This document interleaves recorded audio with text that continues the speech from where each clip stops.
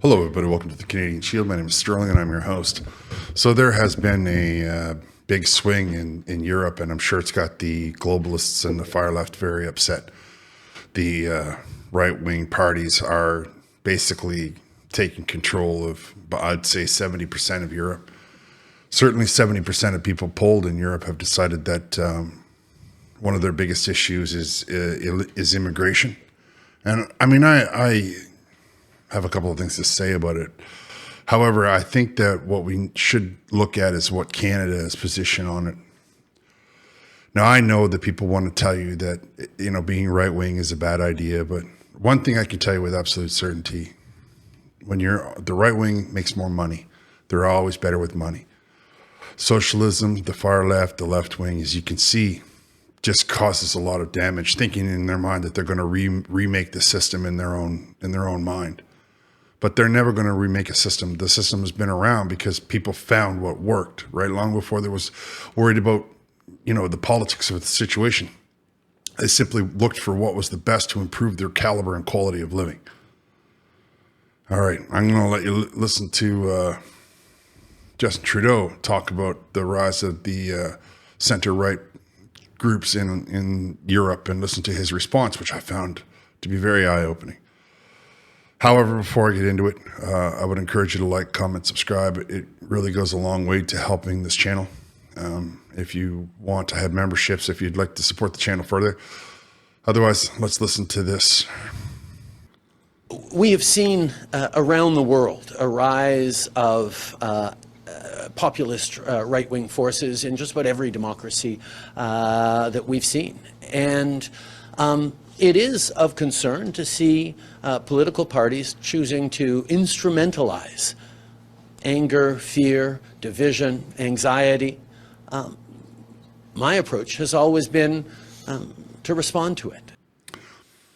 So, if you're a Canadian who's paying attention to Canadian politics, do you think that Justin Trudeau has always been very open and friendly to people deciding that what his policies were not correct? Shall we go through the list of all of the times that he said that anybody that didn't agree with him was basically a Nazi? Should we go through the list of all the times that he said anybody who doesn't agree with him is essentially trying to destroy the world? Can we talk about how the amount of hate and vitriol that the left-leaning Liberal Party has spewed out over the airwaves of Canada, all in the name of diversification? And can we talk about how it's damaged this country to the point where it's going to take us a decade to recover? It'll take a decade just to get to the point where we can see recovery on the horizon. I think that him trying to rewrite history is it's two things, right? It's shameful, and it's indicative of exactly what the problem with his politics are.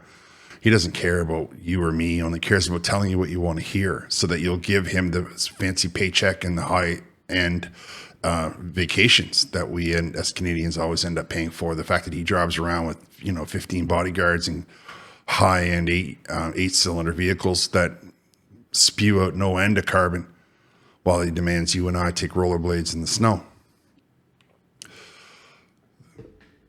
Here's a list of the countries that the far right what they call the far right and what they're calling populist.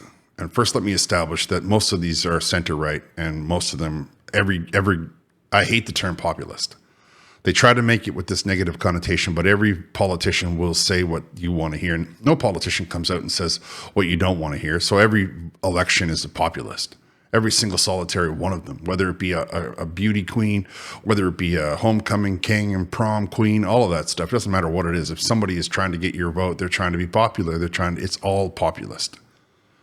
But they're trying to make you scared that somehow if you don't agree with the far left, just like, again, right? It's all about how now it's alarming to see the rise of people that don't agree with far left policies. And those countries are Spain, France, Germany, Finland, Poland, Belgium, Portugal, just to name a few. Now, the right wing didn't take over in all of those countries, but they did take over in most of them. Finland, they gained a huge chunk. Portugal, they gained a huge chunk. Belgium, the guy who was the leader, his party got down to 5% of the vote. He cried on stage. Now you ask yourself, is that the kind of leadership that you want? Do you want to see a guy who loses, doesn't get his own way and then cries? I don't know. I get that men cry. I get all that stuff. But don't go telling me that you're going to do it on the national stage as you're trying to tell yourself you're the leader of the country. The one that makes me laugh, though, is Spain. They have a party in Spain that is completely and totally all about feminism. So it has no male members as far as I could find out. Which, if we did that in reverse, if we said that it's a party of only men, imagine the protests. But for some reason, this party is permitted to go under the name of socialism. That's a different video for that kind of contradiction and hypocrisy. What makes me laugh, though, is they got completely destroyed. The leader of the party resigned, and she was the deputy prime minister. So there was a major swing in many of these countries. And primary two reasons. One, they don't want the economy to be as bad. I mean, they don't tell you that on the mainstream media because they're firmly in the pocket of the liberals. But the reality is that the economy is happening all over because the same policies are being enacted everywhere. Nigel Farage's Reform Party is skyrocketing to the head of the polls in England. Like I said, France they had to call parliamentary elections because the right-wing nationalist Le Pen has completely trounced the sitting government. And when you completely trounce the sitting government, there's only one reason for that. It's because the sitting government is just doing terrible, terrible things. But it's always the same things. It's poor economic decision. It's not hyperinflation, but inflation. And it's bringing immigration into the country that people at record levels. So they also have nowhere to live. I mean, you got a housing crisis in Ireland, of all places. I mean, imagine that. Imagine how many people that live in Ireland live somewhere else because of the amount of times that they've had to leave that island. And somehow you want me to believe they got a housing crisis there that isn't manufactured, that isn't somebody's plan, somebody's scheme.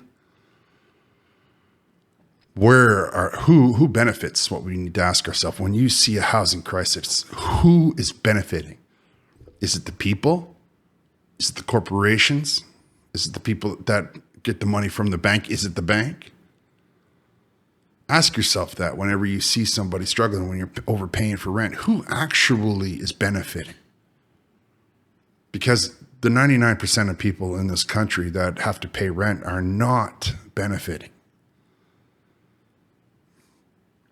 I just wanted you to see how the Liberal Party under Justin Trudeau is trying to make it seem like it's a bad thing, that this entire thing is coming up in cultures that don't speak the same languages all across Europe, but somehow, right, it's something insidious, right? It's not that his policies are horrible. Nope. It's got everything to do with something else. All right. I know I've been away a couple days, so there's a lot of subjects to cover. I'm going to wrap here. I want to thank you all for listening.